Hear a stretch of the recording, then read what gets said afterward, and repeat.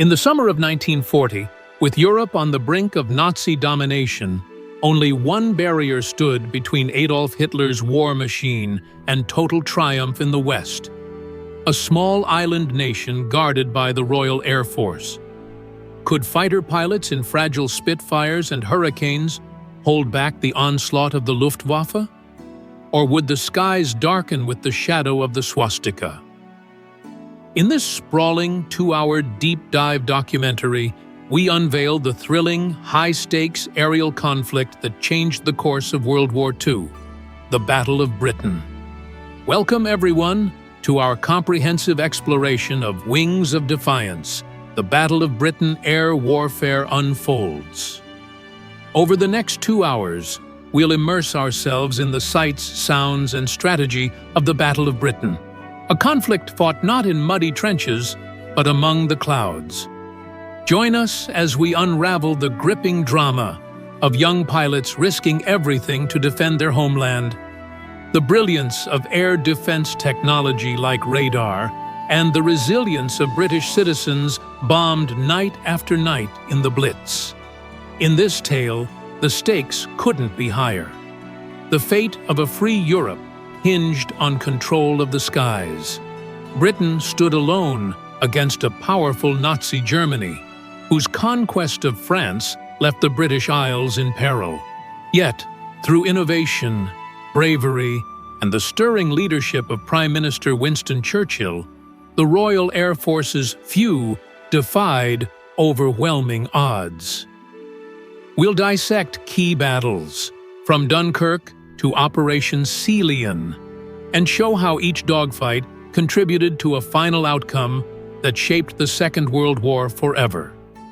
Prepare for an in-depth look at the mechanical marvels of the Spitfire and the Hurricane, the command centers that orchestrated aerial maneuvers, and the ordinary civilians whose courage under fire embodied the unbreakable spirit of a nation. Buckle up. This is the dramatic, true story of the Battle of Britain.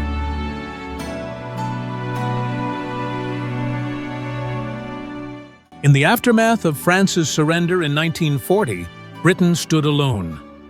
Morale was fragile, but the call to defend the homeland resonated from Whitehall to the smallest village. Military leadership swiftly pivoted from ground warfare to a new defensive imperative: holding the skies. Across the Channel, Hitler's forces prepared an amphibious invasion under the codename Operation Sealion, contingent on one crucial factor: the Luftwaffe gaining air superiority. Britain, armed with a robust sense of defiance, prepared to meet this threat head-on. Each day, factories churned out aircraft, while new pilots scrambled through accelerated training programs. Even the newly developed radar system gave Britain an unseen edge. Never before had an entire campaign hinged on the mastery of the skies. As soldiers returned from Dunkirk, battered but not beaten, the nation turned to its airmen for salvation. Outnumbered, under constant strain, and braced for a relentless onslaught, these RAF pilots became a symbol of hope for the Western world. The few, Churchill would call them, destined to become legends in the annals of aerial warfare.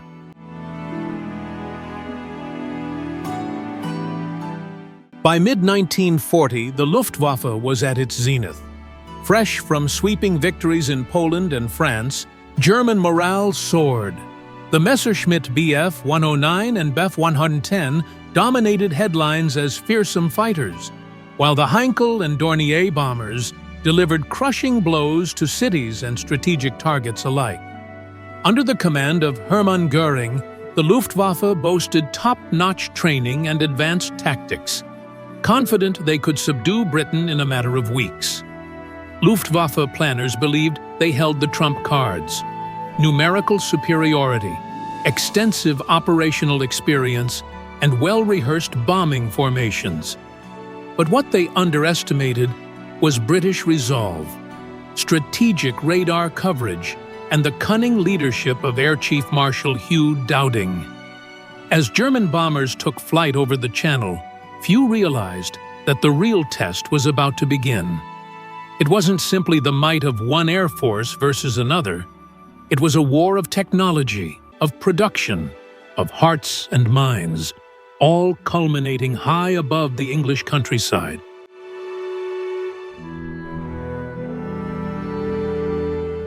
For Britain to stave off invasion, Fighter Command needed to perform flawlessly.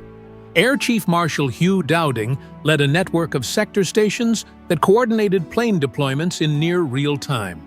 At the heart was the Group Operations Room, where women from the Women's Auxiliary Air Force manned plotting tables, updating aircraft positions with unerring precision. Britain's newly developed chain-home radar system was a military game-changer.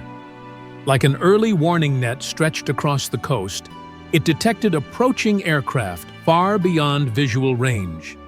Once detected, RAF squadrons took to the sky to intercept, directing precious fighter resources exactly where they were needed. Yet, the system was only as good as its pilots. Many were barely out of flight school, and the daily strain was immense. They flew multiple missions a day, returning to base only to refuel and rearm. In fleeting moments, they napped in deck chairs beside their planes, never certain if the next scramble would be their last.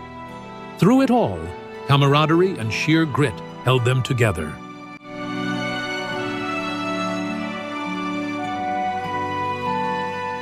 Iconic, elegant, devastating. The Supermarine Spitfire was a sleek, fast, and highly maneuverable fighter. With its elliptical wings and powerful Rolls-Royce Merlin engine, it quickly became a symbol of British tenacity. Yet, the Hawker Hurricane, rougher around the edges, actually scored more Luftwaffe kills. Why? The Hurricane was easier to repair, more forgiving to fly, and significantly higher in production numbers. Skilled ground crews could patch holes, replace parts, and send a battered Hurricane aloft again in mere hours. For pilots, the moment of truth came when facing German fighters at altitude. The Spitfire could outturn the Bf-109, but tactics mattered as much as raw performance. Wingman cooperation, positioning with the sun at their backs, and diving from higher altitude gave a fleeting advantage that could mean life or death. Each dogfight tested the very limits of courage and skill. Pilots learned quickly that mechanical edges were crucial, but morale and teamwork turned the tide in the swirling chaos of aerial combat.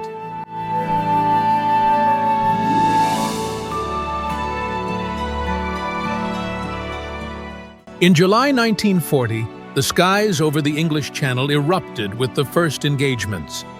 The Luftwaffe targeted shipping convoys, seeking to lure the RAF into open combat. The Royal Navy insisted on protecting vital supply routes, so the RAF answered the challenge. Initial skirmishes revealed weaknesses on both sides. German bombers found themselves vulnerable without fighter escorts, while RAF pilots often returned with bullet-riddled planes. Radar operators scrambled to keep track of multiple small-scale raids, testing the new system's capacity. Each day, the Luftwaffe inch by inch advanced into British airspace. Civilians in coastal towns learned to identify the distinct engine roar of approaching bombers, fear and adrenaline colliding whenever the sirens wailed. Yet, despite the stress and growing casualty lists, Britain held firm. These early engagements set the stage for larger, more decisive battles soon to come.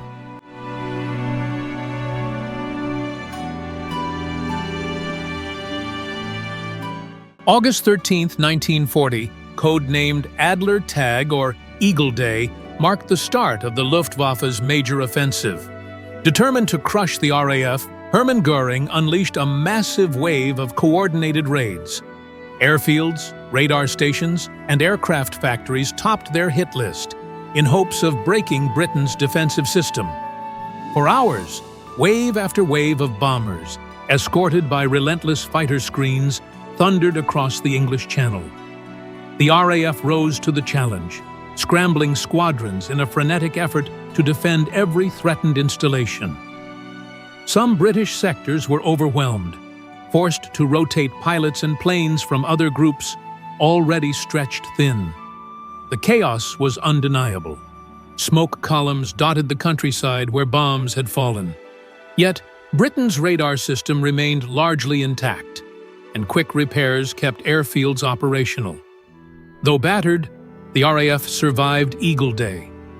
Far from a decisive knockout blow, it became proof that the defenders would not be easily cowed.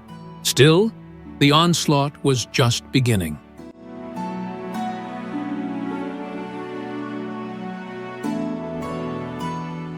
Realizing that the radar stations were harder targets than expected, the Luftwaffe shifted its focus to RAF airfields, aiming to cripple fighter command on the ground. Messerschmitt formations would strafe runways, while Heinkel bombers obliterated hangars and fuel depots.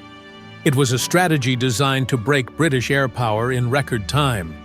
If an airfield was out of commission, RAF squadrons had nowhere to refuel, rearm, or receive repairs. Crews worked around the clock, patching craters and rebuilding infrastructure. Pilots caught on the ground raced for their aircraft, sometimes taking off amid falling bombs to salvage what they could. However, the Germans faced a critical limitation. Crossing the channel required careful planning due to limited fuel capacity, leaving them less loiter time for repeated strikes. Despite intense pressure, the British system proved resilient. As battered as the runways looked, they still managed to launch Hurricanes and Spitfires to confront the next wave of bombers.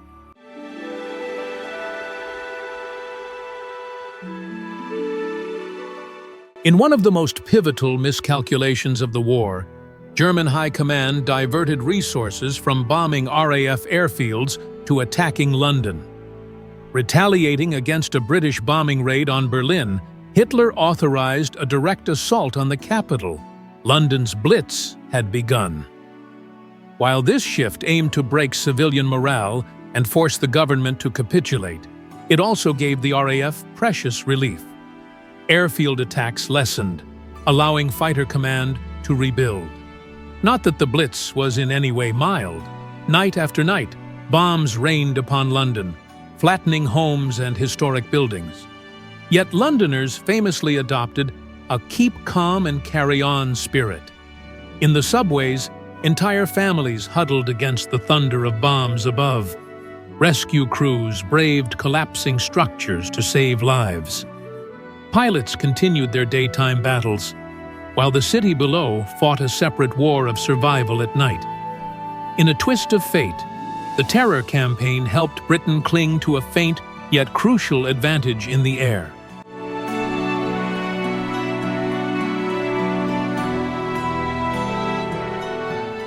The Blitz forced the RAF to adapt not just by day, but by night. Night fighting technology was still in its infancy. Pilots relied on rudimentary radar sets or ground-based tracking to intercept bombers in near-total darkness. Spotlights swept the skies, occasionally catching the silhouette of a Dornier or Heinkel. For civilians, the Blitz's psychological toll was immense. Night after night, families emerged from shelters to find their streets transformed into smoking ruins. Even so, British propaganda and Churchill's stirring speeches fueled a national determination to endure. The Axis powers expected chaos and surrender. Instead, they found resilience and defiance. As the Luftwaffe hammered London, fighter command regrouped. Pilots gained an invaluable window to recuperate, new aircraft entered service, and repairs advanced. The city bore the brunt of the bombings, a silent heartbreak that, paradoxically, fortified Britain's resolve.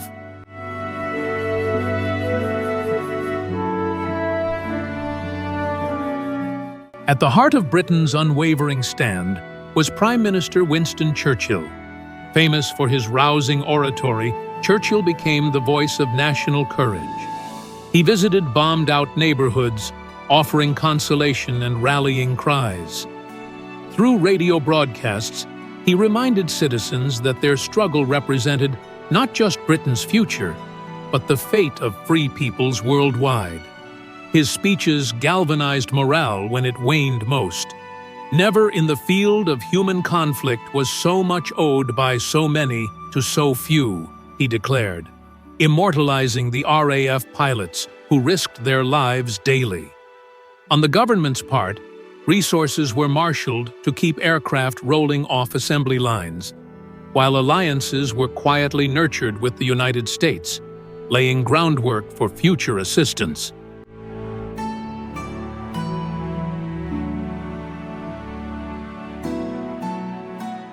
The Battle of Britain was, at its core, a long war of attrition.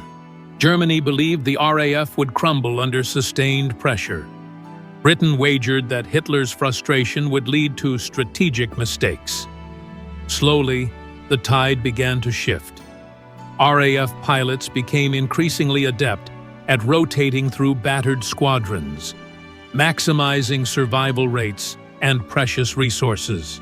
Ground crews refined their repair processes, ensuring a steady supply of combat-ready fighters. Meanwhile, German bombers encountered heavier resistance with each mission, suffering attritional losses they couldn't easily replace. For each aircraft shot down, the question loomed: could Britain outlast Germany, or would Hitler commit even more firepower to smashing the RAF? The answer emerged in incremental victories. German bomber formations turned back more frequently, forced to drop bombs prematurely. British intelligence also gleaned crucial insights from intercepted communications, further tipping the balance. It was a grinding, relentless dance of death in the skies.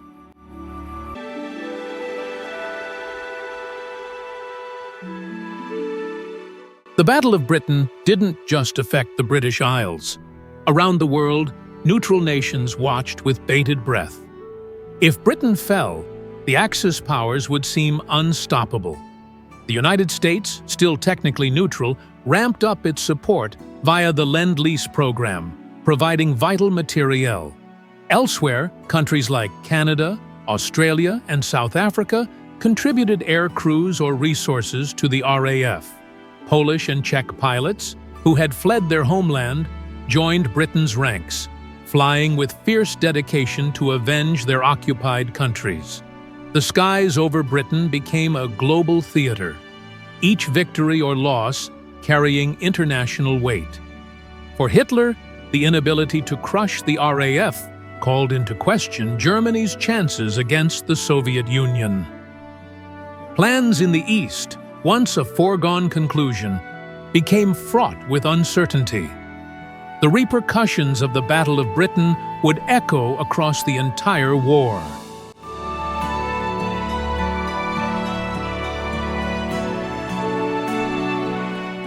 In September 1940, the Luftwaffe launched massive daylight raids on London, hoping to deliver a knockout blow. But improved British coordination and the tenacity of fighter command turned the tides. German losses mounted. Raids became less frequent, culminating in Hitler quietly shelving Operation Sealion, the planned invasion of Britain. As autumn approached, poor weather further complicated German operations. Morale in the Luftwaffe dipped. After months of intense fighting, they had little to show for it except heavy losses and a still defiant enemy. Meanwhile, Britain celebrated each new day free from invasion. Historians often point to mid-September as the decisive moment. The so-called Battle of Britain Day on September 15th saw Germany commit to a full-scale assault, only to suffer a severe setback. Britain's successful defense that day stands as a testament to the RAF's skill, Churchill's leadership, and the undaunted spirit of a populace under threat.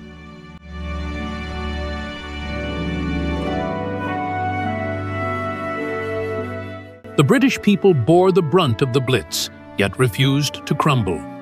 communities rallied around each other. Neighbors formed fire-watching brigades, volunteers helped rescue survivors from bombed-out buildings, and children evacuated to the countryside for safety. Factories operated around the clock, staffed by women filling roles traditionally held by men. Rumblings of rationing and shortages only strengthened the resolve to endure. In smoky London pubs, you could hear humor as often as lament, a sense that victory was in the will to keep going, no matter how dire. Churchill famously remarked, "If the British Empire and its Commonwealth last for 1,000 years, men will still say, this was their finest hour." Here on the home front, that sentiment took tangible form in everyday acts of courage and communal spirit. By surviving the Blitz, Britain proved that a nation's heart could resist even the most brutal onslaughts from above.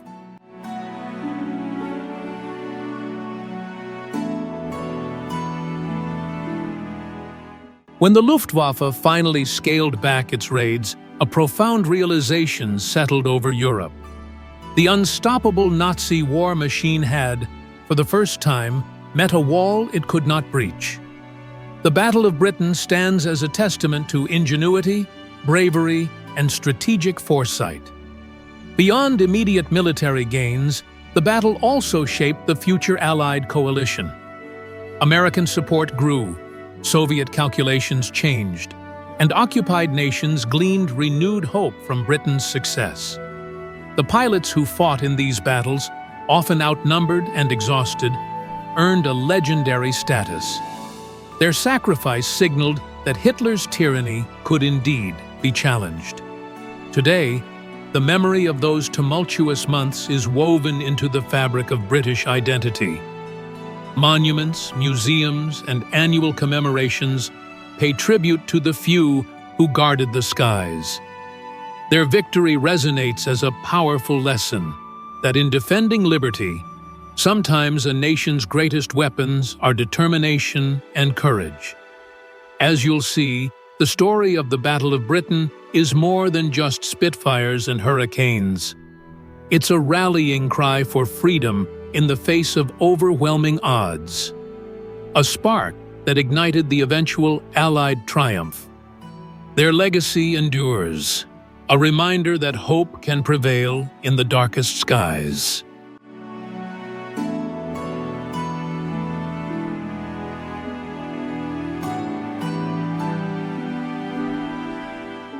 You've witnessed the heroism, strategy, and sacrifice that defined Wings of Defiance. The Battle of Britain, air warfare unfolds. Thank you for joining us in exploring this monumental episode of World War II, a turning point that underscored the power of perseverance. If you found this deep dive informative, make sure to like, subscribe, and share with fellow history enthusiasts. The Battle of Britain wasn't just an isolated conflict. It was a crucible that tested the very spirit of a people. May its lessons continue to remind us that even against great odds, unity and courage can change the course of history. Stay tuned for more in-depth documentaries that bring the past to life. Until next time, keep questioning, keep learning, and keep remembering the brave souls who've paved our path to freedom.